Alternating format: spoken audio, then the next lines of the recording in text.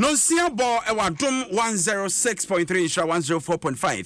ya file to memu ene amahodo nyina so manfo ya mamwadwo ya wo makwa bade aba wiase nyina nwumre no nsia Kasiebo Naket eso afia foforo emu nsam so ye bebre na obetie na wate na wahunu de ekoso nyina je so koso a edo ho bo Adom 106.3 FM eye Naket Kasiebo eja ye ni asoro bo ado ho bo ye ya okotokro enka soro de biara da ya mo akwa ba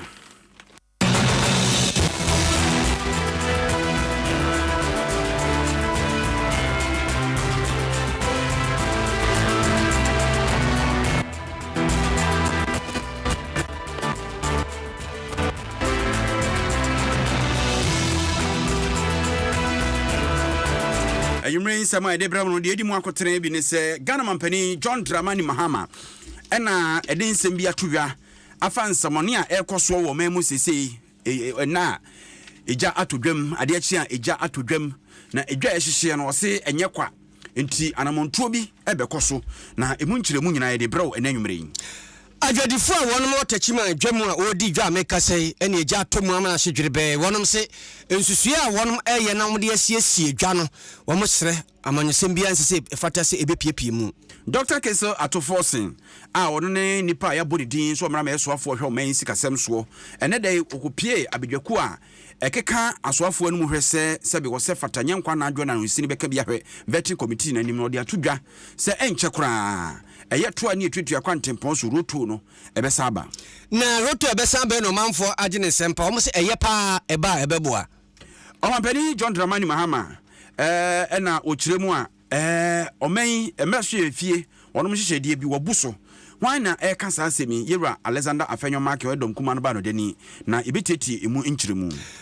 mampani ade atoro no hemfo badwa nim se osere wonom ada mentemi ho ase ya na soso won kronkro ne hemfo entemo no omumodina hwensiesie na sa ha no tuntwa mami bia ne baba mu a fe no wi university be ya adwuma didi ama ne bia die akowu ya bia tesentiase bia anim ewo nkranhampo no na wose de aduro no obehia moa na wanya atentere ne sanse ne bani wu no ote ase enye yie ensem bika ho ne aboa ne nyina no nwumre de brewo se Kasiebo Naket e Adom 106.3 FM shira 104.5 affiliate ha ene aduonu ba ku Facebook ye wo ho adwenkyere de befa YouTube so de to abekenka ne nyina ama do antwere ba ko yeso nsempa ye de ebrewo ena se yankoma Bright Senior High School papa yankrankure suku a ehwe nkoda yie aduane nshotwe achechirefo na ben kire nkoda na de omutwa nso hwesu papa bi dabre eye papa bi enti kofodua kurantumi na school no ba bia wo man mu ba bia so wo manane na ope ba bia wo ba beku school a wo da waso bedwo no atimi aye odwuma eye Bright Senior High School 2074 nyarewa hodo de mu odene de kwankro de ehun ka edoso no eno na 2074 ye ho adwuma kidney de liver de ulcer na afi akomaya de ni nyina 2074 ebebo papa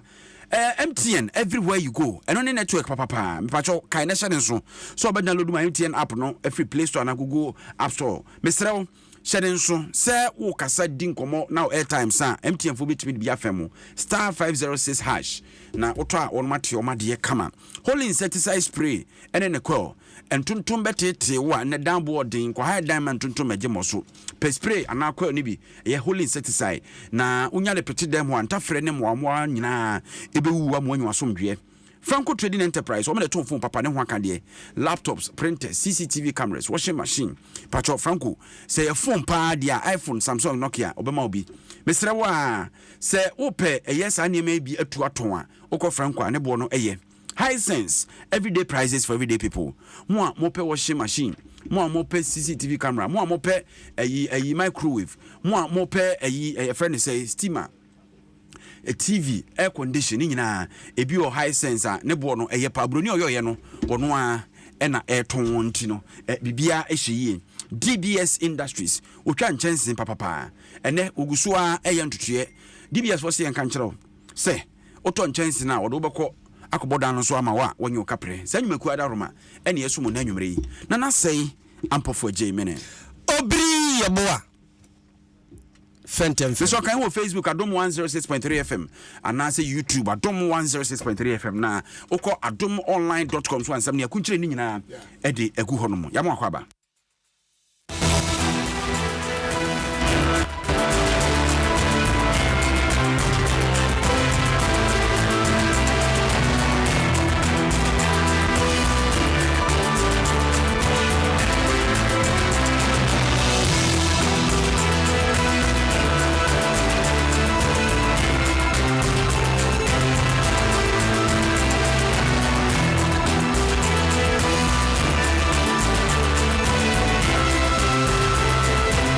yɛnhyɛ nsɛm no ase yɛhyɛ ɛde afiri Ghana mampani John Dramani Mahama na kache ɛnɛ de wakasa afa egya hyehyɛ a asɔre free afi ahyɛseɛ a kyerɛ sɛ hyia na ɛhye kɔ kantamanto ahye edwa hodo bi ahye puama ntam no ne adeɛ nra adeɛ kye ɛnɛ yi tachima dwa kɛseɛ so gya to mama na hye na omampani asɛm a wɔka didi kan ya awerɛkyekyesɛm a wɔka kyerɛ adwadifoɔ nso wɔko akoma ɛmfa ntom yam na wɔnom ehunu sɛ aban ɛta wɔn akyi akwani asɛ nyinaa so mkanka bra wɔn wɔhihia mu na asɛm baako a wɔbɛka ɛde ato wɔn akoma nso so ne sɛ baabi bia obi adi dwa bi a ɛhɔ ahye bi anya adeɛ a aban bɛhwɛ ami atu sɛ nipa no de afiri hɔ titiriw ɛne ɛkantamanto adwadifoɔ wɔsɛ wɔn nkama akoma nto wɔn yam na aban bɛhwɛ aboa wɔn adwadifoɔ no wɔn asi wɔn dwane biem mmoma yɛ ana nimdeɛ ne mmoa a ɛfiri aban hɔ ne deɛ wɔn hwɛ sɛ ɛbɛba ɔmampani awieɛ no ɛna ɔse mpanimfoɔ ɛhwɛ dumgya dwumakuo no soɔ no sesei wɔn deɛ wɔde to dwa sɛ deɛ ɛkokɔ soɔ no osu sɛ nipa bi boa pa ɛna ɛtu saa namɔ no na saa nkɔmɔ nyinaa to dwa bra adwadifoɔ a wɔka ntamanto wɔn mpanimfoɔ kɔhyia ɔmampani ɛne no ɛkɔdi nkɔmɔ na wakyerɛ mu sɛ ɛbrɛ a ɔno obedi adeɛ sɛ Ghana mampani mfiempino ɛne edumiɛnsa no asɛmkoro yɛ bi sisi yɛ ma wi akyerɛ nipa bi akyekye wɔn mo no ɛkɔkɔ wie sɛ wɔn boa pa ne twitwa gya ne de tu edwanum enti sesei bi sesi a na ne sɛbe mprɛduasa asɛm wa danse ne ho yɛtwa bi ne de ayɛ adanse sesei yɛ wɔse eduru anwumra fire service foɔ ɔno fire tender wɔfidie mu mununtum yɛ nsuo ta mu odidum gya yi wɔn fa nsisi baabi a edwa kɛseɛ no wɔ no sɛ bia bibi gye no mo so de prow no mo akɔhwɛ adum no na fei yɛmfa ɛyɛ fidie huntahu no CCTV camera bi mo bɔbɔ baabi a sɛ bɛyɛ nipa bɔne bi ɛnam ekodi nsɛmɔne a ebetimi akye sɛ nipa no na yɛtɔre wɔn so wrɛ yɛntie nsɛm a ɔmampani de atodwane bi. And so I've asked the security to arrange with the various security services to tighten security around major markets. In addition to that, we're asking the National Fire Service in the night, because these fires take place in the night, and that's what gives us room for suspicion that there are people who are deliberately doing this. In the daytime, you don't hear that there's a fire anywhere. How the fire can decide that it's only in the night that it ignites and burns, I mean, it's beyond anybody's imagination. And so the second is we are asking the fire service where there are major markets to deploy their fire tenders close to the markets in the night, so that in the event of a fire outbreak, they are right there on the scene to be able to quench it before it causes any damage. And so that's the second. We're also asking them to explore installing CCTV cameras at all vantage points of every market, so that if anybody is involved in setting fire to markets, we'll be able to see on the CCTV what is happening. So these are some of the immediate steps we think we should take in terms of prevention. And so soon, you, the leaders of the various market associations, the important markets, will be contacted by security to see how those arrangements can be made. Ghana mampani John Dramani Mahama and out is on a year cantamanto before we didn't come out watch Chanamon to abani to Sebeya. Would you be see Jashie? I of course we draw who do no more and no equine. Na we was say a buying Asana when I should say a cock basse 24. Ekwa ohia mu ti se abahwe nipa bi a sebe bone ye omode chantadwe no mo boapa epese oje wo mu dwa ne bia a odi dwa no ekenten so sade no ema so nemum abanhwe ni mu so ne adwadifo nyina beka bom ni dwa no ma sa sie na wasini yie sebe ya sa hawi ebi enkonko ba biem. Government is determined that nobody should be displaced because of this fire, and so everybody should be able to get back what place he had in the market. But of course, we must design it better and make sure that we build it in a better way. In some cases, it might be due to wrong wiring and things like that, or use of inferior materials. But in some cases too, we can't rule out what we call arson, that is people deliberately setting fire in order to cause distraction. I remember it happened before in 2013 when I was newly sworn in as president. There were market fires in almost every market, which was quite unusual.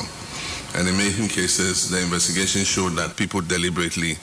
set fire in order to just cause chaos and confusion. And so we need to look at several things. One, how to prevent it from happening again. Two, how to alleviate your plight. And three, how the market should be rebuilt. Wey ene semwa Ghana Mampeni, His Excellency John Dramani Mahama, Ediatudwa. Ene sorry anopa ya na beto dwa se Techiman omudwa kese ho a amansa nyina kɔ hɔ kɔtɔ bayire mu bro ene dua efiri mu ba eja demu bru amanioma ahyiwamse yene ne okuduru hɔ na ya reho dɔnhwiri be sensia na dum gya adwuma ko gina so denden ne si obedum gya no nanso som ye ya antentam ama japade pemankoma ahyiama adane eka enam so ema wahyase efunifuni ho hwɛ sɛ de bɛyɛ obesan siesia madwadifo no kwakɔtena no ayo adwuma na no mu na dwadifo ndi atodwa sɛ wɔnom a bia sese a akwakɔyɛ sɛ ya ye bɛprepra hɔ no ma bɛtretra hɔ no ɔmo mpa manyosim bia hɔ amanyoko bia hwɛ no amfane ho anyim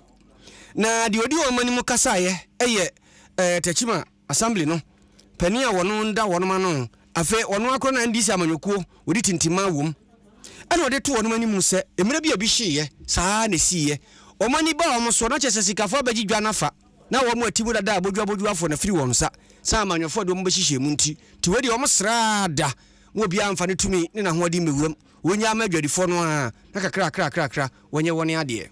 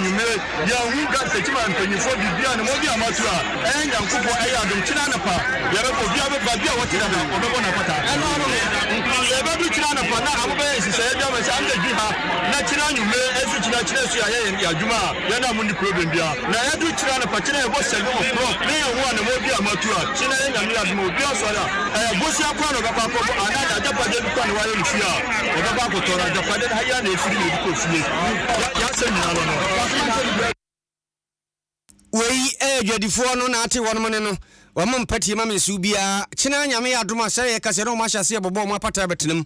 na o kasa wi ya pɛ na zongo kokos pani a woda wono mane mandi samanyoko Techima anafo Sahid na dia to dwa sɛ wono ma ba besra omunuano ma ho aka de na womo koma kuma ntom yam sɛ de tie bia dwadini bia ne ho ba hwere ba bi ote a woton nyoma mpani bɛhwɛ sɛ bia benya hwatena na wadi ni dwa Emma yemi omo etutu assembly yo omo nsu ekasai yema omo nsu eyi omo no etre omo na ni na ache no ne ka no se awradi ehye nyina de eture no awradi ma emmesha hono mo emmaye na obi biara sai bi atranchi we eka ni na yema ni bi wanya butre na woma mradu enye djuma yenim se hana musa free economy yentumi ka se yeji africa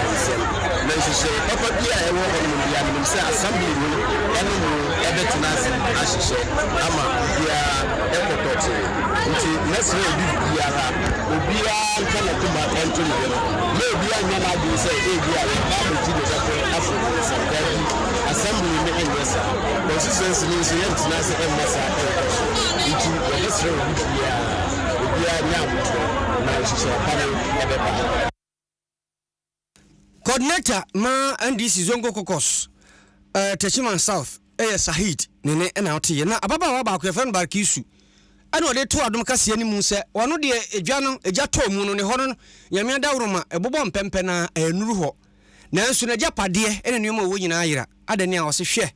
abere jare dem sa na kromfo nso tisi mu na ne ba bia jare no yakura ne abu woda nani soto ne abu ani ne yimu niema wo mo hwia no niema fa na nyame anim ni ama akoma chesa akoma yade mpate asine so ne sa sanse kwanya nipa na fa so awia no echempo kura se nkagya tomu ma ne hye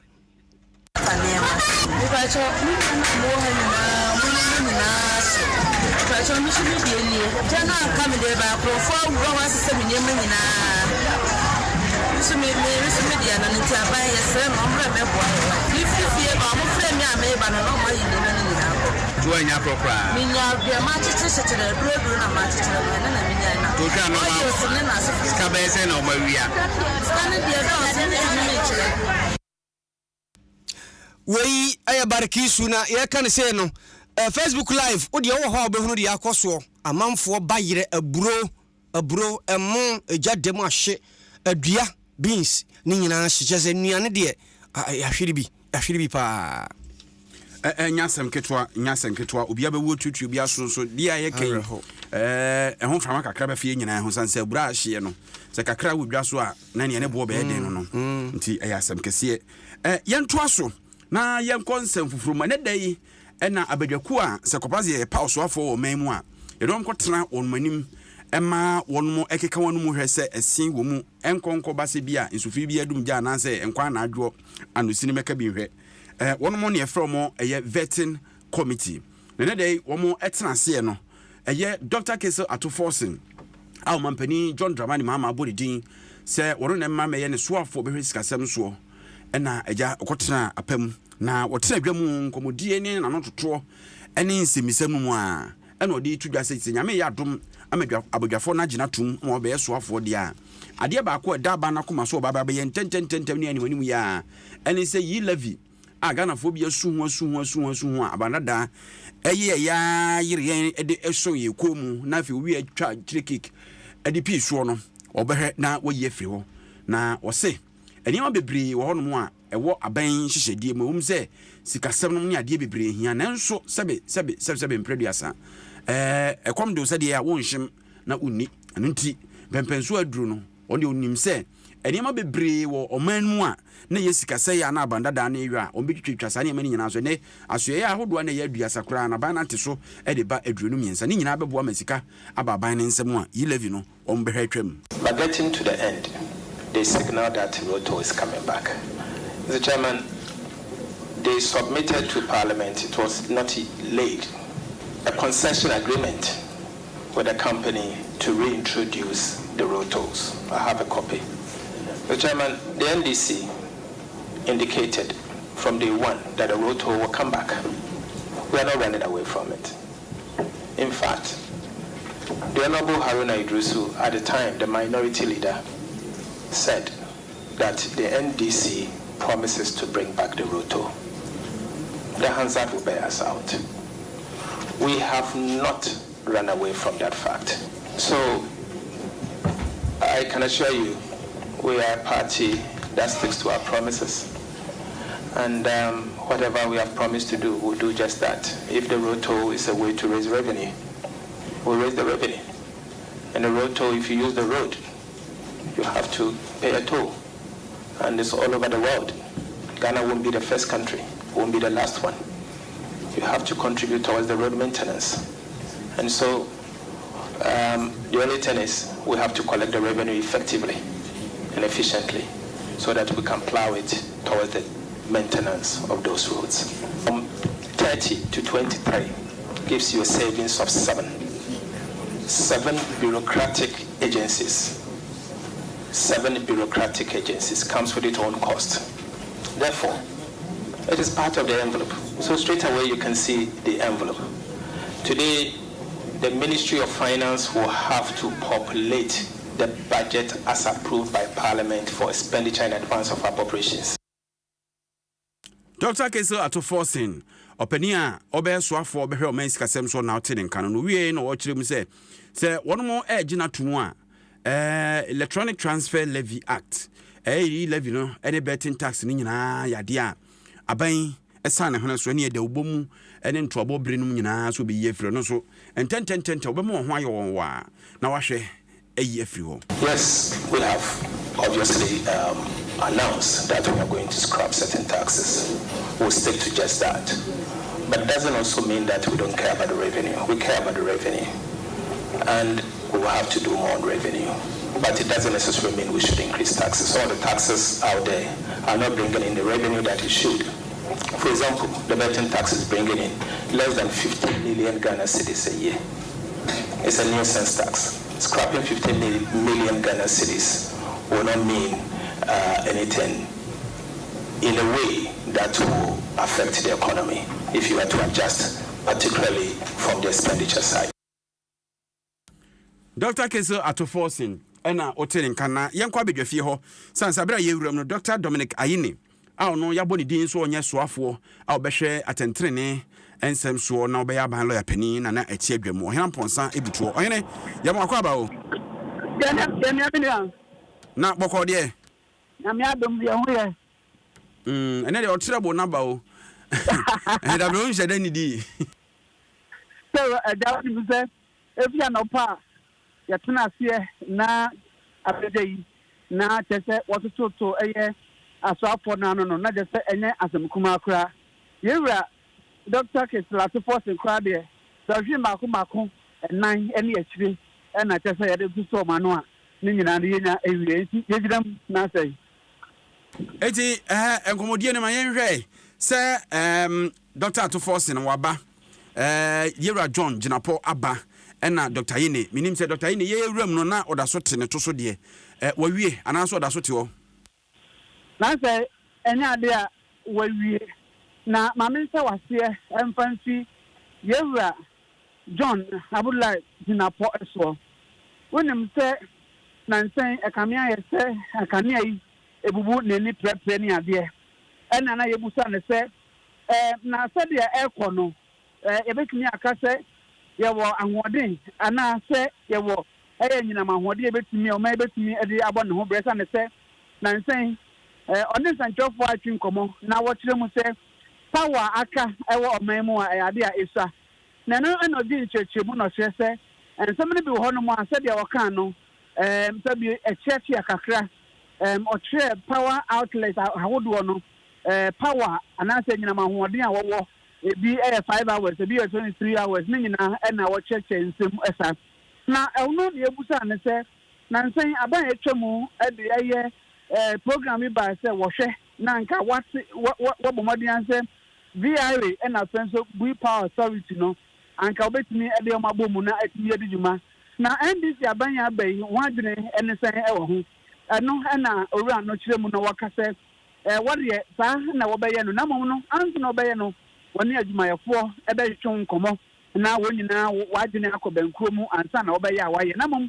se wode be man kwankwa edi ya power ni ya be man kwankwa na wohwemu a ohamu nchemu aduana enum mu a yentimi amfa ni nyina man kwankwa so wonhwe so enu nti wode emu se wode be bom de na ansa na obedi ho adwuma no ebe yesoronko na no na yebusa no na yebusa no anyina mo wode ho nsem eni yisi di meters ni ade meters ne de waka say etimi ni ansa kiremu a betimi de aboa na mamu no eka hodo eda ho no no o sebo na aban no so sebo se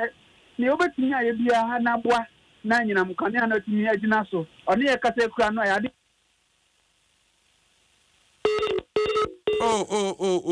mpacho try na epe ohena mponsama mebiem sanse nanu odai asemba ko ekofa potwen baaye wo mo aye nyina mahoden ehu adwuma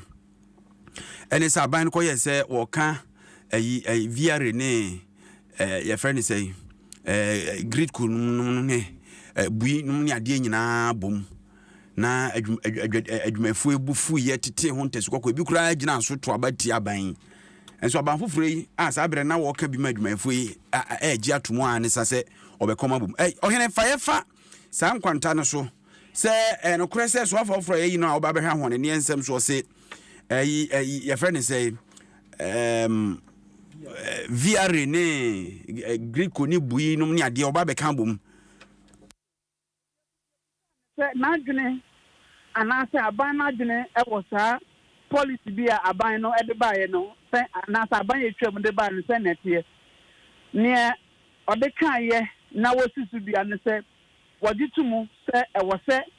saa mienu ne nyina eba esa ne se so be he no na tema fo ebi wo ha obe he no na hydro fo ebi wa ha na yedi ni nyina bomu na esiesie na etimi ehye one authority ase a ebetimi aboa na fe enyinam kanea no nso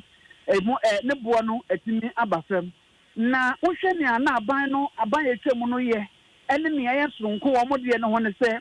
wona ye no na wode setumi ba ko ase one authority nanso no enya ade a ye pagya ne nyina ade akokoma ankrankre se won na won hwe so se ne se so hwe a wodumedie no ye be oha nchemu aduana enum enu nti ndc de wagitumu na wasere se won ejmayefo ebedi nkita ho ewo hu na wagye atumu de nanso no enya ade a wode be ma ankrankre se won fa endi ehu adwuma enu nti eno na yewura Abdullahi Jinapo ode nsem bi sei echechemu edema eye appointment committee assemble ko wo kan se so wo hwa nyina mahoɔden ahodo se de ebinom kura kɔne ade na ikro ne kasa no ne nice kwan so wɔkɔ Dubai na ɔne mpanimfo akɔkɔ kasa na wo hwɛ se nyina mahoɔden ene power ahodo companies a won na wɔka bi ewo mu no obetumi de wani akyerɛ amagana oni musa ade a challenges our sector honom no eso nanso ɔde ahobrasie mu ɛkyerɛ ɛsrɛ Ghana fo se ade a ɔbɛyɛ adwuma ɛwɔ ho ne di kan DCG ɛka ɛwɔ hɔ san ɛna ebetumi ade ka no akɔfam ɛna ɔkyerɛ sɛ wɔgye sika no bebree nanso bɛhɛ no sɛdeɛ ɛbɛyɛ ebetua ka anaasɛ ebetumi akora sika no ɛhɔ ɛna ɛyɛ asɛm ɛno nti ɔbɛyɛ sɛ ɛno nso aban no betumi sɛ wɔgye ne tumu a ɔbɛbɔ mmɔden sɛ ɛno nso obetumi adi ho dwuma prepaid meters no ɔkyerɛ sɛ ade a ɔno nso bɛhɛ na wɔn a wɔde prepaid meters na afɛ postpaid no ne losses a anaasɛ waste ɛwɔ system no mu no ne nyinaa no yɛbɛhwɛ ho na yɛaka ho asɛm na Dr. Dominic Ayine a ɛnɛ yi wabɔ ne din sɛ yɛgye ne to mu a ɔno na ɔbɛyɛ the Minister of Justice and Attorney General ɛna ɔno nso so ɔde baayɛ na wɔka trouble na ahodoɔ a ɛnɛ yi sɛ ɔhwɛ a constitutional committee wɔdwuma bi a wɔyɛ no wɔhwɛ na wɔde court nketenkete de aba sɛnea ɛbɛyɛ a dwuma bebree no a akɔkɔda court kɛseɛ no so no sɛ yɛtumi nya court nketenkete wɔ mmeammea a ɛbɛtumi aboa na ɛyɛ asɛntere nso atumi adi dwuma wonim sɛ ɔntumi ɛmyi nsɛm no abere a oral deɛ ɛmbam sɛ meka oral a yɛwura John Dramani Mahama ɛbɛdi adeɛ ɔde committee bi aba yɛfrɛ no Operation Recover All Loop na yɛka no oral yɛwura Samuel Okudzeto Ablakwa ɛna ɛda anim ɛno ɛna ɛyɛ dɔm kuma no ɛmufoɔ ebisa ne sɛ saa oral yi tumi bɛn na ɛtɛ akyire tumi bɛn na di akyire a mode yɛ saa adwuma yi na no papa yi ɛde nkyerɛkyerɛmu ɛde baa no kyerɛ sɛ ɛwɔ mu sɛ wɔde yɛ adwuma na ɔde aboa deɛ nanso na nkyɛ bia no ɔman no ni ɔman ama ne tumi ɛne mmara n'akyi no wɔbɛsɔ mu na wɔde dwuma na ne nyinaa atumi aboa ama Ghana nti ɔno nso so ɛwɔ ha no mu a ɔyɛbusabusa ne nsɛm na ɔkyerɛkyerɛ mu ne nkyerɛkyerɛ mu a ɛsɛ na di tie ne nyinaa no yɛbɛboaboa no na yɛde asom yɛtiefo yɛyi ɛyɛ ɔhene Ampɔnsa Kakabo Ghana mbahyɛ bɛgɛsie ɔhene Ampɔnsa Kakabo ama ne bɔɔ na yɛkɔgyeeɛ no obiri yɛntoa so yɛtoa so a na yɛde ani akyerɛ mu a yɛkɔ roto ya ho nsɛnsɛm so saa nsɛnsɛm yi ɛna ɔmanfoɔ a wɔnom de atrantwie ɛwɔ yɛakwantempa ahodoɔ soɔ no wɔnom so ɛkasa fa na GPR2 adwumayɛfoɔ ahyɛnkafoɔ no ɛna ɛkasa yi wɔnom se wɔnom agye ne ba sɛ aban sɛ wɔsan de roto no ɛba deɛ a wɔm ne hwɛ ka ɛsiane sɛ no kora bɛboa bɛsan ama yɛnya sika bebree afiri saa tuo no mu na Alhaji Abbas Moro Kasamafo ama GPR2 wɔno ne di no wiano mu ne mu ɛde saa nsɛm yi atu dwa yɛstarte sɛ yɛka biribi ate aroto no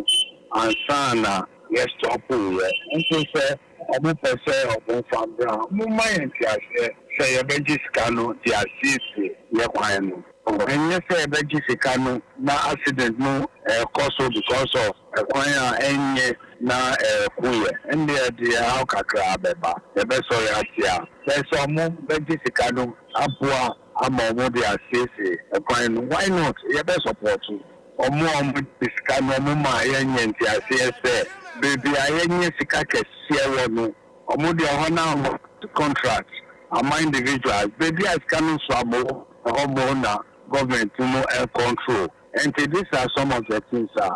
the sorry Kasatia almost stop. Alhaji Abbas Moro wono eye kasamafo de Magic Party United na ya bema onso ene kasamafo de ma True Drivers Union no de atudwa se wo mokura de wo nkasa nti ada se to no yentutum se de yetutum ana yenye to no de na da nyina wo se yemie de yenye to na de ba ko mani eje ho pa ne se aban beka se yilevi oye firi ho se de wo hye ho bono wonye sa pepepe mfama won abra yeme aban dada misia efa taxi ahodo a ededa fango bo so no yanka roto asem ewo baabi ase sa omunko yin free ho de na driver for yesu ho eni se taxi a eda fango bo so no bebre wo ho emfaso bi eni so yanka bi anhyem yeti ya ne se omo akoyi to free ho abra Ghana for bi sa driver for no you make it clear say to no yanka wo baabi ada se omunyi to emfam free ho na to na esi ho na ye piaka no ya de se ya check say sikani nyina de ama passengers for ne dada omutua ye yi to ni free ho no ye ya driver for ya anti say sikana en free ho eninti say waka say we road to e be free ho eninti ento no mawa na enye san komo no na ye ne omudi ye eninti sa aban so wo de beba ye de no e ya adwen na mom onhwe hu say ansa na road to no ba be si ho no ade se hu say yi levi no ye free ho de ntia ye kan sa no ye nhwe ye nua mo a e free Abidjan e bi mu free Burkina e bi mu free Niger Mali e use ye facility no kwa abromu ntia ho to eno na ha adwen yi eninti yesra man ne say onfa enhye pa enwu akwam na ba bi nso ato no esie na e cross traffic no ye bie mu a atin say beboa awmamu ni nyina ma ahoto aba nti say aban ne say obeyi yi level free ho no de to na ba ye ne ya adwen wei eye ya bema ne de na ate ye na wɔn nso ana wɔtetete hɔ gyegye to no ɛma ɔmayi boaboa no ne de akwakogu bɔtɔ mu na afei de bɛyɛ no wɔn nso de ɔma no atum bi wɔn si wedi asɛmpa na wɔn ateɛ no sanse ye tutu mu saa no ɛsɛ wɔn adwuma bɔ wɔn de wɔn bɛdi akwa na yɛ de na sɛ ne aban sɛ ɔsa de ba de a ɛno an sanse wɔn gyegye to kakra ɔhaw bi aba ya kwantempa hodo so a na kyɛ sɛ de asiesie yeah finance minister designate akano ye welcome no because sama ya kan da say also buying the tone about back now indeed enkomodie mu with members of parliament no even the then majority side MPP side kwampo MPs no almost muntia say ntia abane eguto ni and in all our discussions no minority side then as you see majority side NDC side no they kept insisting there MPP government and fatwa ambakwa omude ba be mu pe omude to be back apart from say ema mebunu ejuma no it also generates revenue for the country here the government any route in yoma so na the latter part of 2024 me to say even the MPP government in Benin 4 including His Excellency Dr. Mahmoud Bawumia can say Toba and the finance minister then also can say Toba back into there or mining in Ajitum even concerned drivers union Abeka civil society Abeka a lot of groups Abeka say to was introduced no concern is Obia and Tia Tia yeah, especially foreign cars. Echum, Muntiato, Ghana drivers do more country, the Mutiato, Ushumu Krampo, Taka, very heavier. And look when they say quite more and I was there to discover what they fancy quite. We one more no matito no sujiji, Sikadi mo may one penny or that one man no, and out here. Ugusuti Adom 106.3 FM na Feishra 104.5 ya affiliate o memoni ama hodo so wiase nyina nwumre no nsia kasebo ne eguso de ma ne dai Adom kuma ba no dani o memra se dwafie Alexander Afenyo Mark o ye afutu mra se bedwani ena obo o mampani His Excellency John Dramani Mahama kwadu se ekwan ofa so ebo o memra se dwamfo amane ye se o power soafo emiensa no eye ne kwan so no pani no unimde so a won se de enti wonkai no hunu waye mrasibdani pen di mampani a ne mo county mrane hyede no onimpa enti oboapa bu nani guso a ene aso wo fumakum no mo so befum na onomo adwa okoso akire mu echeche se bibia wo so ono ye se dom kuma etrechire kwan emom yan mamgo ko yi no ombekọ so aye sabra Dr. Kesi to force in betranse no nipa odi kan ya ye betoto no na Yewra Alexander Fenyo Markin e de sansemi etudwa. The secretary to the president purported to have been given the mandate by the president to sign a letter to us. May I refer us to Order 65.1 of our rules, which provides that communication from the president to the House shall be to the speaker in writing, signed by the president, or in the absence of the president, by the vice president, or by a minister authorized by the president. So where from this letter from the secretary to Parliament? So ab initio, President Mohammed's government has breached the standing orders of this House. He failed to write directly to Parliament. He got his secretary to write to us. And even so, that letter from the secretary, let me read the letter in full. The letter is a letter that is not referenced. This is coming from Jubilee House. A letter that is not referenced, coming from Jubilee, without any reference. And it's addressed to Right Honorable Speaker, dated the 9th of Jubilee. Yewra Alexander Fenyo Markin no wie no say abanya betena so sesei ene na no ada won mo bo ntoa ye beto aba no ebo sha wo pia gu Ghana fo so nyasem ketoa ketremade na wode toto Ghana fo a ene won de tumi ahye densa na e contract kese na ban otu sesei ne Ghana fo asan entom so begina ne kon so akosi se bo hye bi o hye Ghana fo no obeye ho adwuma appears to be a shift in tone from scrap to rationalize. Chairman, this is unacceptable. Campaign promises are not conditional. They are commitments that form the foundation of a social contract between leaders and the electorate. To appear to alter that commitment after assuming office is to betray the trust of the people. Let it be known to this House, particularly the minority side, will hold the government accountable to its promises. If the people were promised the abolition of burdensome taxes, that promise must be fulfilled without equivocation or delay. Accordingly, if approved, the nominee for finance must be prepared to take decisive and concrete steps to present Parliament with a comprehensive and actionable plan for removal of the said taxes without delay. These measures must be reflected in the President's first budget and economic policy statement to this House, or even before that document is presented. Let it be clear one more time that this House will not entertain any equivocation, delays, or excuses. Alexander Fenyo Markin, Mashu need the moment for Futu, no side dom kuma or my Rashu fee, a bano denny. Nana for Beja, I will may you and Penia, a dano, and or common penny now swaka community. Na one man tinka wie no de to one mani mu se ade ba ko a de na koma so a obesere firi mo pa ne se ye wo mia bi wo ha ahensam nti man so twe koso dendende ama akwa ntokwa ama che so bi nko bi diem ano wo de ne pa wo sere won mada se na nanom di so ani so wo do mo bagimu na agya didi anema no ntem kakra didi hu nkomo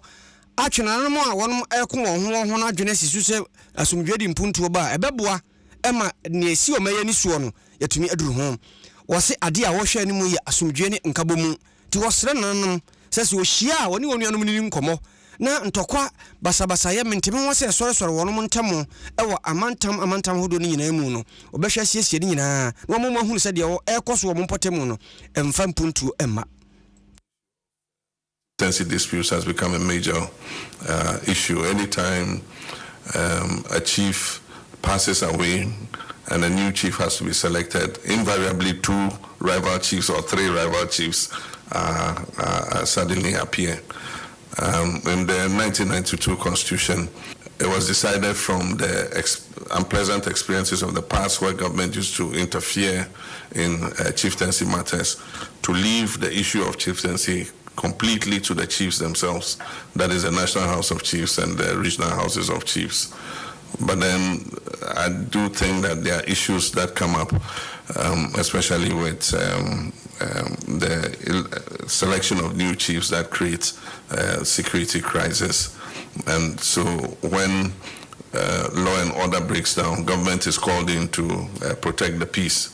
And so I think that we must work with you to see how we can prevent this from happening. I remember that at a point it was decided that there should be a codification of the lines of succession. I don't know how far that project has gone, but it looks like the issue of disputes is becoming even worse by the day than it was before this codification took place. And so that's an issue that I think we should look at. Ghana mampani de kasa ebe wiye no de atu dwase obekoswa nananom ahemfo badwa no adidi nkomo mamara sabre ye dan ni komisa ye teye no na nia woso mo ye na ohaw bia wo mamara no mu ne nananom de emu abura no ahwa siesie ni nyina na afretumi abia na nananom binum ewo ene nhihye ahodo ne ye de ama wo no no ebeko pepepe aboa ma omayi e kabmem kabi atimi agya nan so. As I said,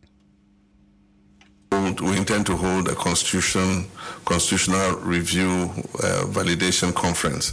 And at that conference, the intention is to put the work of the Fiajo Committee, which was the initial work that was commissioned by President Atamils,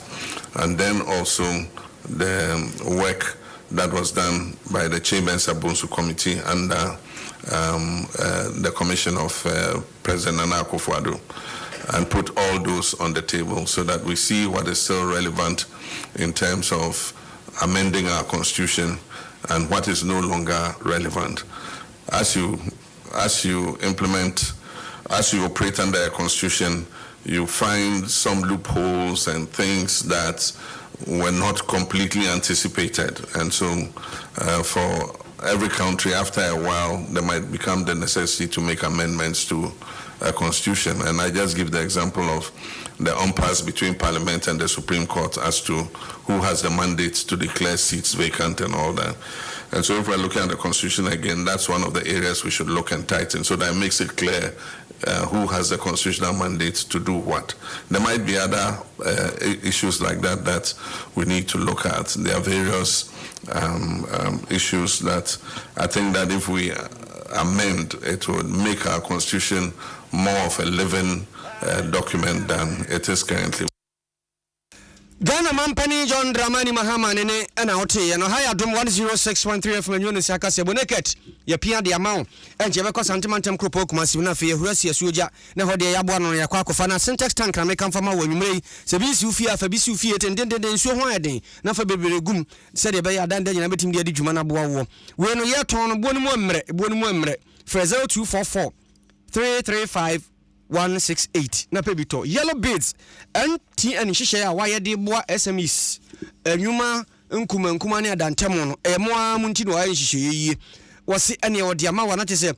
10 GB free data ye de pi uso aka ho ya sheda nso aye customized business website aye no ye de ma wo ama adwuma na tumpon ni nyina mu no se betimi abamu a frɛ 100 anase 0244 308111 na fa ho bo MTN business ni bi na MWOW sanse wadwuma yie yo ne kwanso na asie no 2074 T74 eye duro a ye de eye nipadua no ho adwuma yie papa sesa ohawa ba ho brebo mujabroso yamkuro nipadua no aye mmere onomo a ho de na ba we eye diagnostic herbal industry na dia ba Franco Trading Enterprise eye phone ene ho aka de ehu dwa no mudie na nanse yom de CCTV camera same piso na eno na ebobo ho a chi akromfo wesi de bibobo dwa no mu a ka wo mu edi nyambra sam hihyi dwa yi kiache wono Franco Trading dia no chiri kura chi nipa no sumu kura chiri ye configure o phone na wo so ye koso bi woni tua ofia na adwumam sanso na phone ho aka de nyina bi wo pe washing machine bi nie fridge bi wo ho de wo hia bi ada for air conditioner ne nyina nso beto online wonya 40% discount na chese abo anu ama Brazil High Technical School we ankura de okọ Canada obairo bebie ama ena wofo do makọ ho a wono ma bene atwa wasi so hwama na ya akọ onya akonya akọ Canada wo sen sua de technical course ye wo ho emfidi a ode be sua ne sa no adwuma be wie na chese abo anu ama no sanso ena oba senior high school course no so a agric science, business, general arts, general science, home economics, visual arts nyina baby obetre sua ne lab science lab bibia abo anu kama boarding ahohyeso discipline ye adwuma ho koda no betwa amani gi aba 0242 071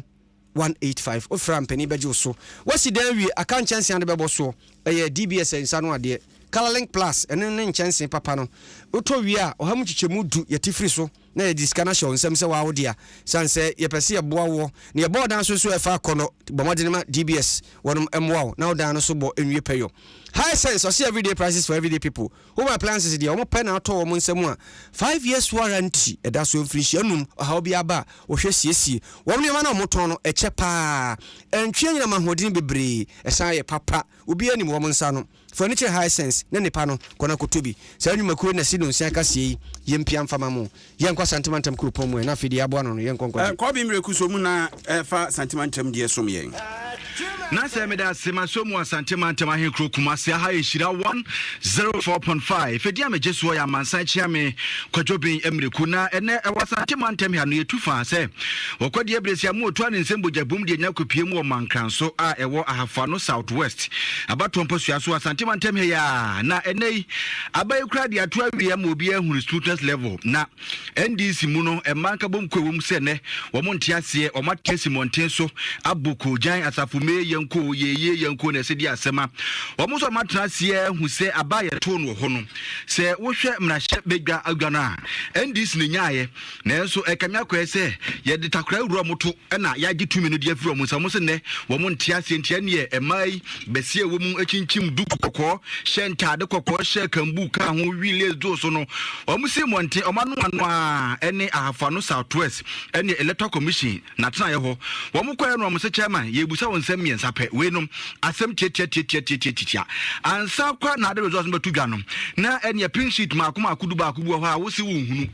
enti ene results no kwampu no bonese aja mikram minyanyemu na eye den na ene ya nto anka wo so a ukopie nkan se ne medical owura Elvis se won na ma se bodwani tweka ye ntiase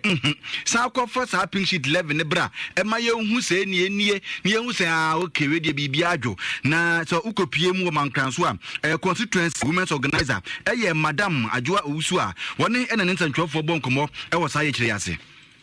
abusiafo obopne isia dia isi kaja ni se bisi triba ko ba kudu ba kwa yira to be college na wo na mo bi amatu a so na nya mi admo bi so no wodie afadi yankwata isi akoko bankre aba no wo soja camp abusiafo ya mera ko ya tiase enyeye minimi ma ya tiase enyeye soja camp na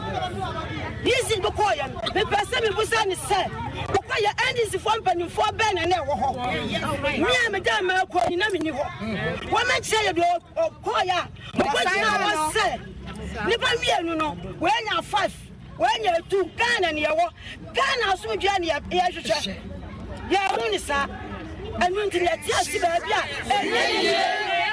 easy, yes, I never more piada. Say, is a man wanting. America, now I don't quiet the easy cockot.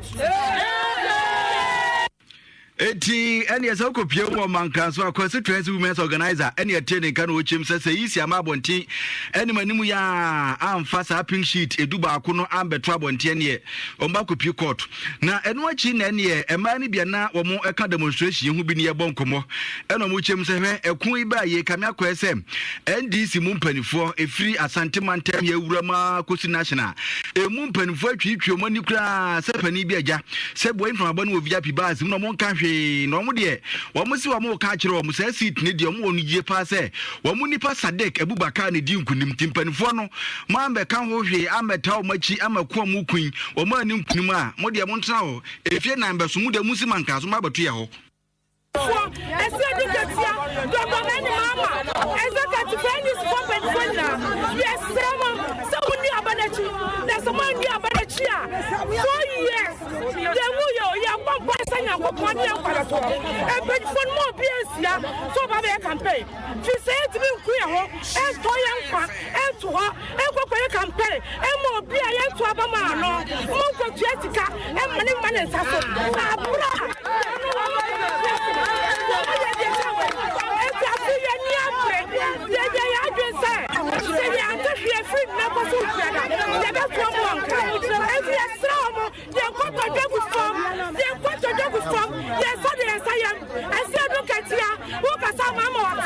yes stramo mutie yanka na mutie yanye atosa ebia bai ba bro na afọ no Southwest ado wa ndaje di palese na ne krakra mu na ma na che se hwe kra anyo mo ya se abato a ekọọso yi se ukopie mu afa no Southwest se bru nkofo na adi tuo so bru bi na ekọwi ase ne nyina no yasa chinchim mo nsa age na ema ne bi kasa na o che se hwe me nua ogya me gyen ya di tu abru ni sire ma ne ogina ha ye o nyame kra na ya adumpo ne etima ya pe bidobdi ya na ne wetima nya nkwan na mo de mo still na mo chinchim nsa age da bi eno de emfa Asama, omo gaza on be botu ono. Amba za obaya ojina we. Won timi nyi ne won kire mu a. Amba tu ono mu di ku ni sira mu sei.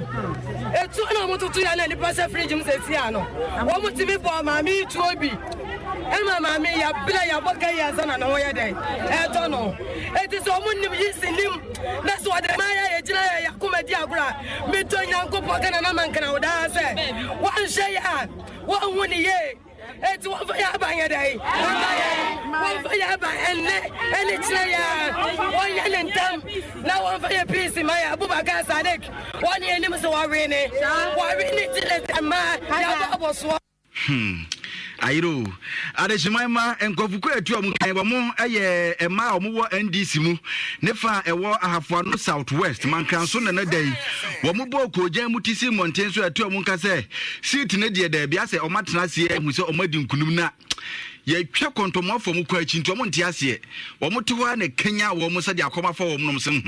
sa kwase bowe pa de mfa dabi eti adeshimama nsam no yegusu de akire ekina omo sa sima ye besa aboso biem edi ameje so ya bansa chia me kwadwo bi mreku kaka kwa brantiem na ebo machidom na se wotiminka Jolate over to you ewon kan yasom ha yadase bebre Otima Afro Shop ewo Hamburg wani ne kunu Mr Andrews omso mutie papa Hamburg for sipoku ene na pamfo elda boatin ne na pamfo nyina omso mutie din Hamburg for Tema Market Sister Coast ne omuaka na afei mampon aboafo hene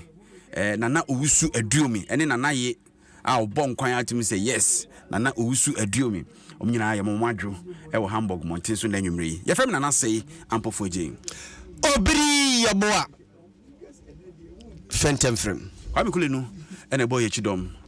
ne Kobe Stone ene ho se de esi aye fe pa coat top and down akwem se MP semu ya banadwem mehwe na nsen na ho siesie na MP semu ya banadwem na enye 3 pieces yen kan sa Jeribe una okati ye na okoreti is school no wi ana u peso wi ya na je o ko primaries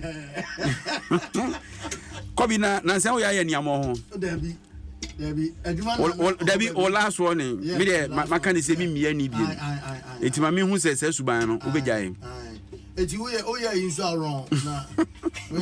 me wrong ka ground from na ade ese bi tu me ko ba ni ni o wrong sawa sao mi nya jide na bibia e boko de bibia fine timba na yi dreams as free mu no you see true democracy o se ha hey na se no so Africa de ya na obi anya obi a ese ya de no mo ya free so na ise bo na mkromo obi a bo se 10% na doctor say so we no omo ewie ya o the budget na ba na say oron afrim doctor we di ni bo she so do mo say the budget ho yeah ba na o sen come na tewa eti mu de size kakakra na bo man na ye dey ya de ba bo man no ba nye sie se fie ni bibi akoma ne wa ene yen kofie yen ko bibi ani je wo baby I think more day